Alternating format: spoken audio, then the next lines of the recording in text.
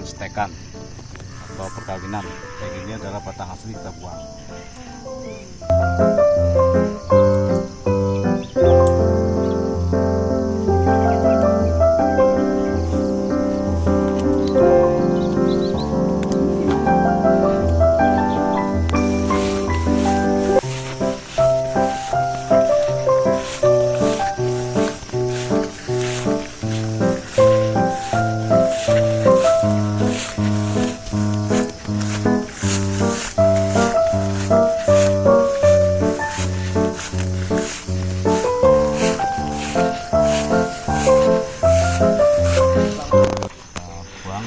Setengah samping batang asli. Ini baru ini umur 2 bulan. 2 bulan kita biarkan dulu. Nah, tanaman khusus jeruk mungkin pemakan daun.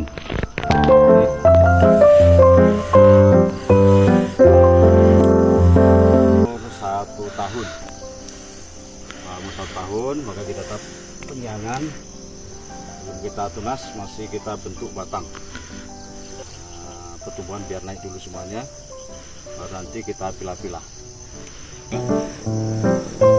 Ke depan buahnya nih.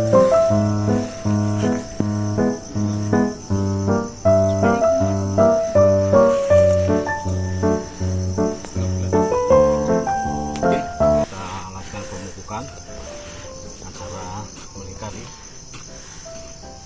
selebar kanopi. Ini namanya kanopi. Kanopi itu luas pematang daun. Kita pupuk. Ini. Setelah kita pupuk dengan pupuk kohe, kotoran hewan, pupuk kandang, campur dengan kimia pembesaran. Karena masih untuk masa-masa vegetatif naik. Nah, kalau sudah mulai agak besar, kita pancing pembungaan. Kita pacu pembuahan setelah umur 2 tahun lebih dikit. Sama di daerah dingin. Kalau daerah panas tidak didapati, hanya khusus untuk daerah dingin. Bekicot kecil, ini pemakan daun. Kalau tidak dikendalikan maka daun-daun akan bolong-bolong semua. Kan jadi bukan bercak tapi bolong karena dimakan acak. Pengendaliannya dengan yang berkaitan dengan hama tersebut.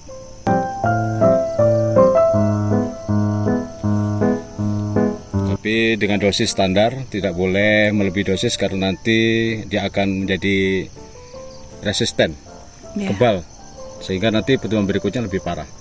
Jadi kita standar saja mengendalikannya, karena ini hama musim, bukan hama saat musim hujan, maka akan timbul hama.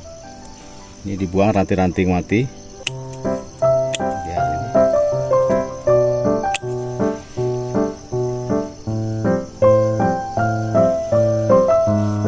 Untuk penyemprotan pemeliharaan keseluruhan bunga dan ini termasuk daun-daun ini, pucuk, ini menggunakan racun-racun atau insektisida untuk hama trip, ulat, ya mungkin itu. Buah yang sudah begini, ini tetap kita rawat dengan penyemprotan pengendalian hama ulat. Itu menggunakan racun berkenaan dengan hama tersebut, tetapi dengan dosis biasa saja, jangan berlebihan karena nanti akan jadi resisten bagi hama tersebut. Ini kemudian nanti nutrisi ditambah untuk pembesaran buah dan pemanis buah. Walaupun secara alami ada, tapi harus ada tambahan, dikendalikan dengan unsur kalium. Ini muncul bunga-bunga baru karena hasil pemupukan 1 bulan kemarin sebelumnya menggunakan kohe ayam dan menggunakan NPK untuk pemacu pembungaan.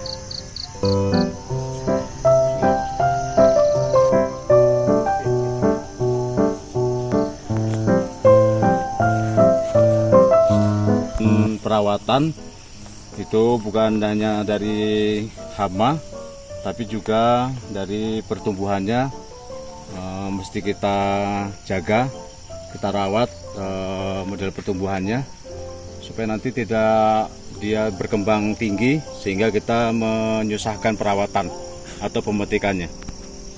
Semestinya kita buat pendek saja seperti kanopi payung supaya nanti perawatannya mudah, pendek, dan buahnya terbilang mudah untuk pemetikannya. Karena kita mesti melakukan perawatan pruning atau pemangkasan. Kita lihat batang-batang tunas-tunas yang rapat kita kurangi. Ini seperti tunas-tunas yang agak rapat kita kurangi, kita potong. Nanti kita cari dulu yang rapat-rapat. Seperti ini, tunas-tunas rapat ini kita kurangi.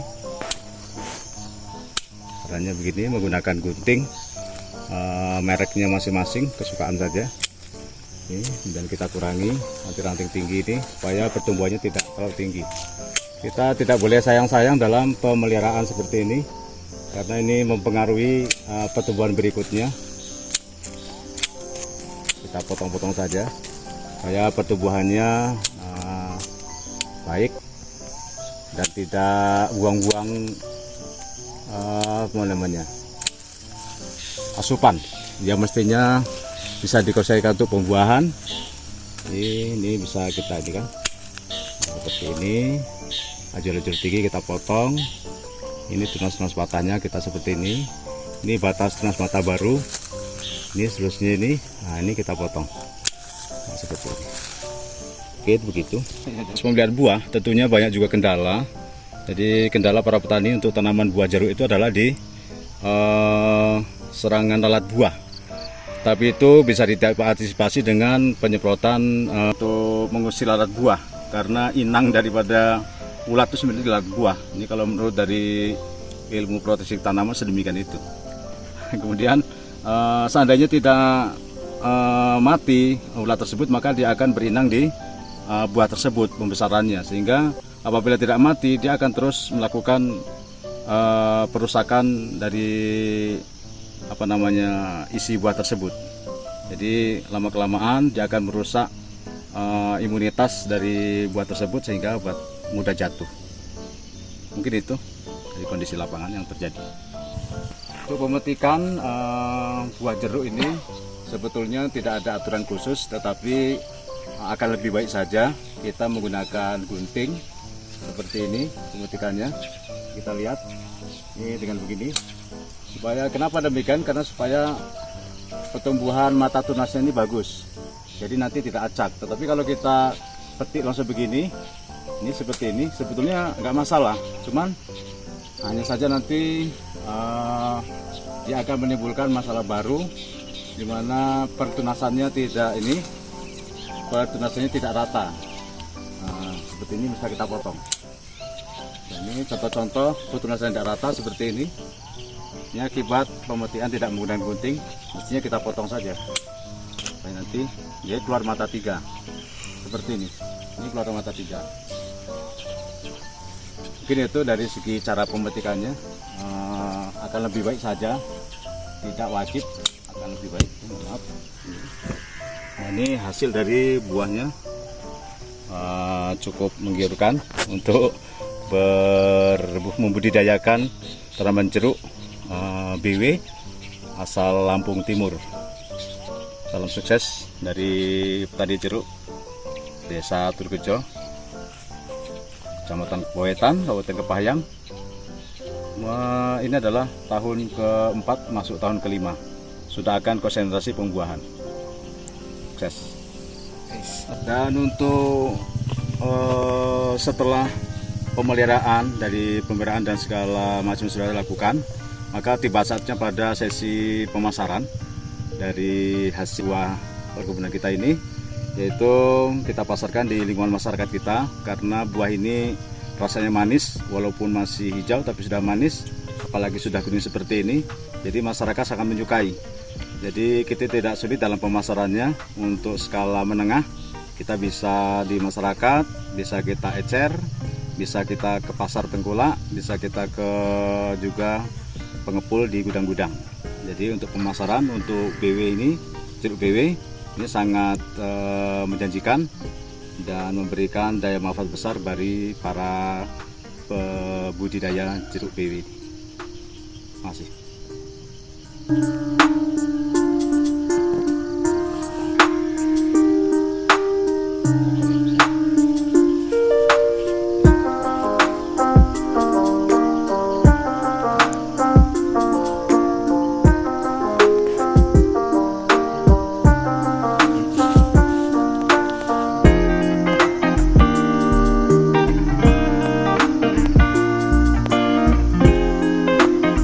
Pada budidaya jeruk di daerah kita ini, karena daerah kita adalah daerah dingin dan potensial untuk tanaman sayuran, maka budidaya jeruk ini juga ini kita lakukan tupang sari, supaya kita sekali dayung 2-3 pulau terlampaui.